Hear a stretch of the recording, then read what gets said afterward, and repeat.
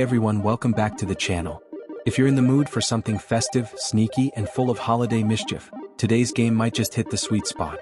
We're diving into the Grinch Christmas Adventures, the recent platformer where you play as the Grinch and sometimes Max, sneaking around Whoville, swiping presents, unlocking gadgets, and maybe, just maybe, letting your heart grow a few sizes.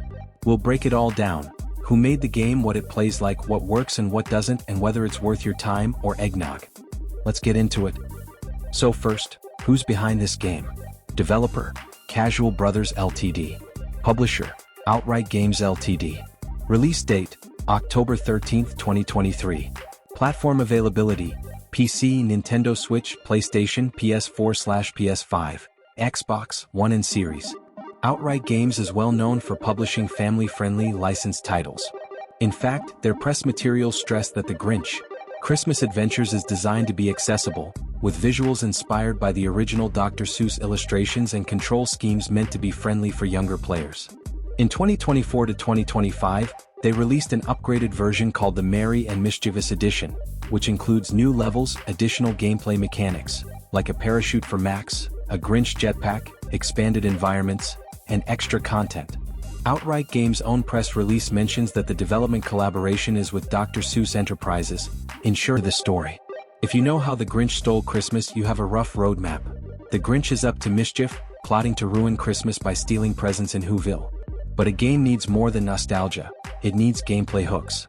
In Christmas Adventures, you and Max venture through various areas of Whoville and beyond.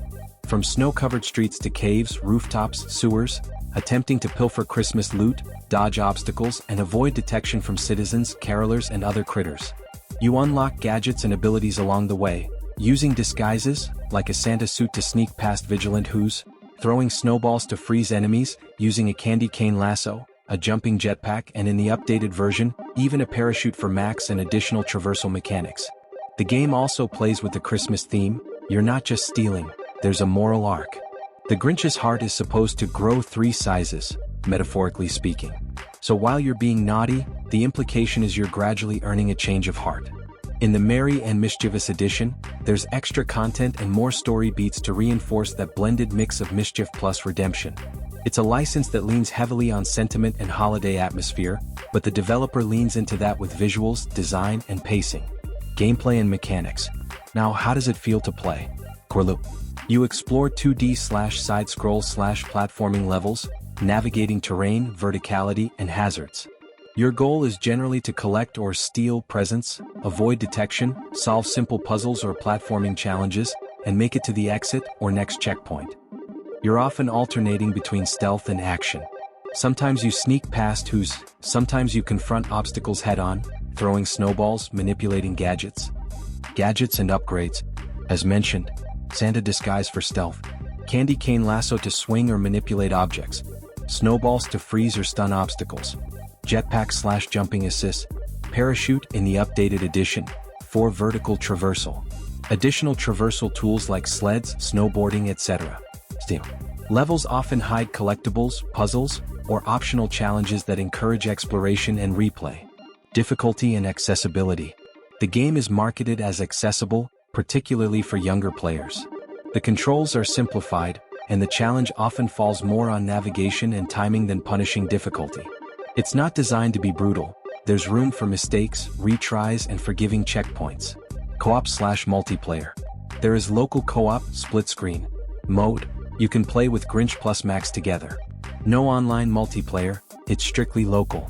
Level length and replayability. One review notes the base game has 18 levels and can be completed in around 4 hours, though the collectibles, ability unlocks, and exploring hidden paths boost replay value a bit. With the Merry and Mischievous Edition, there are 6 new levels and expanded areas to revisit, so that adds some extra playtime. Visuals, sound, and presentation. Let's talk aesthetics and audio. Those are big for a game tied to a classic IP. Art style and graphics. The game leans into Dr. Seuss's illustrative style. Whimsical shapes, playful proportions, exaggerated curves, and bold silhouettes. It's colorful, with clear visual cues to help you navigate. Objects stand out against backgrounds so you're not guessing where the platform ends and background begins. Transitions between area types, snowy streets, dens, caves, rooftops, are reasonably smooth. The Merry and Mischievous edition adds more environment variety, new areas like sewers, town hall, caves, and more vertical spaces. It's not hyper-realistic. It doesn't aim for blockbuster visuals. But that's okay, it fits the tone. Sound and music. Ambient music is festive, light, cheery, with holiday flair but also atmospheric when things get stealthy. Sound effects are crisp. Sleigh bells, footsteps on snow, the thunk of a snowball, or the creak of a hidden passage.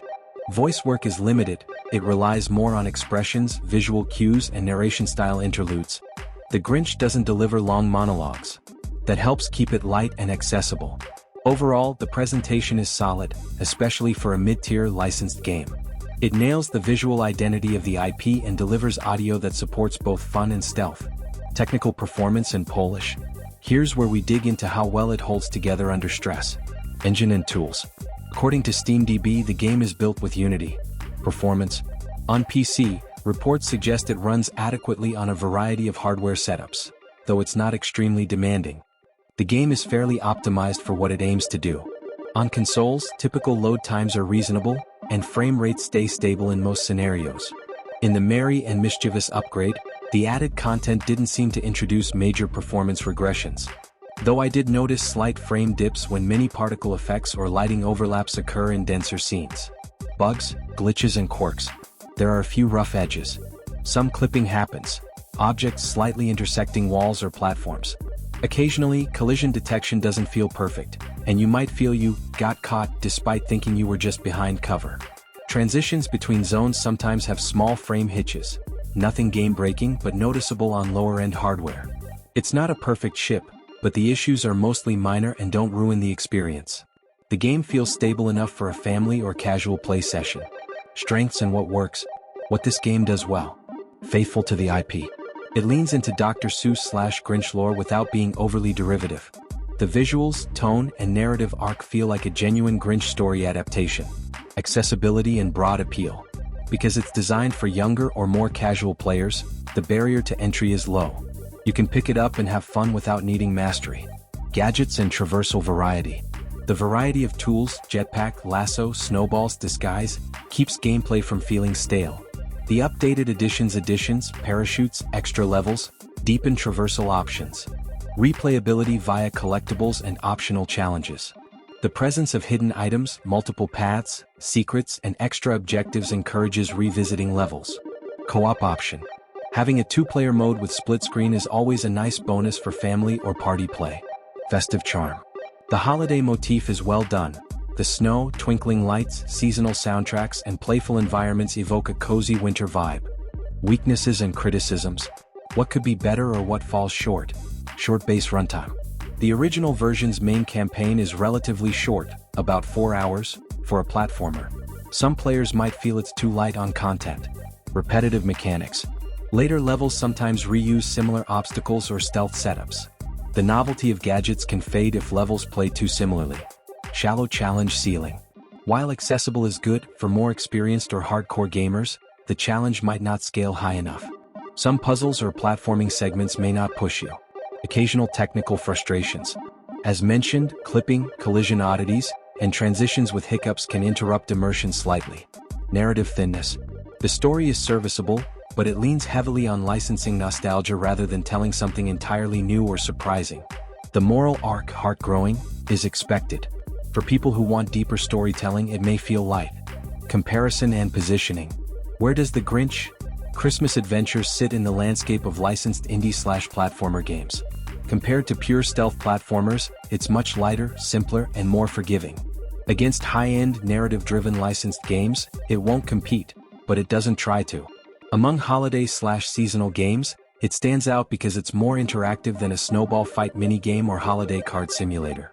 For gamers who enjoyed unpacking, Kirby's Extra Epic Yarn, Yoshi's Crafted World, or lighter platformers with charm, this is a good fit.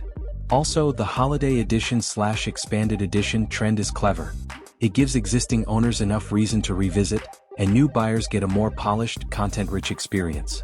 Playthrough impressions and highlights. Here you might interject your own playthrough stories, but I'll provide general ideas you can adapt. My favorite moment was infiltrating a Who house in disguise, tiptoeing past singing Who's, and narrowly grabbing a present while time slowed. The first time I unlocked the jetpack felt like freedom. Suddenly walls and vertical space opened up.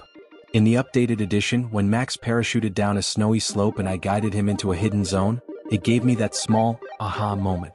On co-op, some levels become chaotic fun when one player distracts who's while the other sneaks past. The collectible design often leads you off the main path. Sometimes you'll find a hidden route or bonus challenge you'd otherwise never see. So, after playing through both this version, the Grinch, Christmas Adventures is not a flawless gem, but it doesn't have to be. It delivers exactly what it promises: cheerful holiday mischief, platforming fun, cute visuals, and a dash of stealth. If you're a fan of the Grinch or Dr. Seuss lore, someone looking for a light, cozy game for the holidays, playing with kids or in a mixed skill group, or just wanting a break from high-stakes action games, then this is a solid pick. If you're hardcore into platformers with punishing difficulty or want deep narrative complexity, this may feel a bit tame. But that's okay, knowing what you're getting is half the fun. With the Merry and Mischievous edition, there's extra content to push you a bit further. The added levels, traversal tweaks, and seasonal updates make it more worthwhile. Score: tentative, maybe around 7 out of 10 for what it aims to be. Good execution, some polish issues, but charming and fun. Alright, that's my deep dive into the Grinch, Christmas Adventures, its strengths, its quirks, and whether it's worth unwrapping this holiday season. If you've played it yourself, I want to hear from you. Which level was your favorite? Did you unlock the jetpack early? Did Max's parachute trick surprise you? Did you try playing in co-op? Let me know in the comments below. I read and respond when I can. If you enjoyed this review, or you're into festive game content in general, hit that like button. It lets me know you want more holiday/seasonal gaming content. Make sure to subscribe if you haven't already. More indie reviews, quirky game spotlights, and seasonal specials are always coming. And don't forget to ring the notification bell so you'll be the first to catch new uploads. If you're hungry for more right now, I have a review playlist on the channel with similar cozy and licensed game reviews you might like. Thanks so much for watching and supporting the channel. I really appreciate you spending some of your time here. Until next time, stay cozy, stay mischievous, and remember, sometimes stealing Christmas is just the first step to growing your heart. Christmas tree. See you in the next one.